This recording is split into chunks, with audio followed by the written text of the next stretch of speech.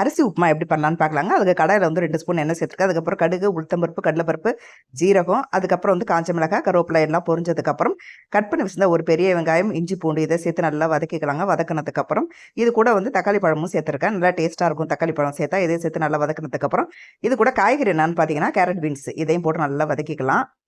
நல்லா ஒரு 2 நிமிஷம் வதக்கினதுக்கப்புறம் இது கூட மஞ்சள் பொடி, தேவையான உப்பு சேர்த்துக்கலாங்க. அதுக்கப்புறம் பெருங்காய பொடி 1 ஸ்பூன் சேர்த்துருக்கேன். சேர்த்து நல்லா மிக்ஸ் பண்ணிக்கலாம். நல்லா மிக்ஸ் பண்ணதுக்கப்புறம் 1 பங்கு அரிசி ரவைக்கு வந்து 3 பங்கு தண்ணி ஊற்றிக்கணுங்க. அப்போ தான் நல்லா வேகும். அதுக்கப்புறம் தண்ணி கொதிச்சதுக்கப்புறம் அரிசி ரவையை சேர்த்துக்கலாம். சேர்த்து நல்லா கிண்டி விட்டுக்கலாங்க. கிண்டி விட்டதுக்கப்புறம் ஒரு 10 நிமிஷம் சிம்பிள் வச்சு மூடி வச்சிடலாம். அதுக்கப்புறம் ஓப்பன் பண்ணி பார்த்ததுக்கப்புறம் மறுபடியும் நல்லா கிண்டி விட்டுலாங்க. நல்லா வெந்துடும். அதுக்கப்புறம் தேங்காய் துருவல் 1 கப்பு சேர்த்துருக்கேன். அது சேர்க்கும்போது ரொம்ப டேஸ்ட்டாக இருக்கும். இப்போ மறுபடியும் நல்லா கிண்டிக்கலாம். ஃபைனலாக 1 ஸ்பூன் நெய் சேர்த்துருக்கேன். 2 ஸ்பூன் நெய் சேர்த்துருக்கேன். அதையும் சேர்த்து நல்லா கிண்டி விட்டுக்கலாங்க. இதுக்கு சைட் டிஷ் என்னன்னு பார்த்தீங்கன்னா தேங்காய் சட்னி தாங்க அரைச்சிருக்கேன். காஞ்ச மிளகாய் வச்சு செம்ம டேஸ்ட்டாக இருக்கும். அதுக்கப்புறம் மேலே 1 ஸ்பூன் நெய் சேர்த்து சாப்பிடும்போது அவ்வளோ அருமையாக இருக்கும்.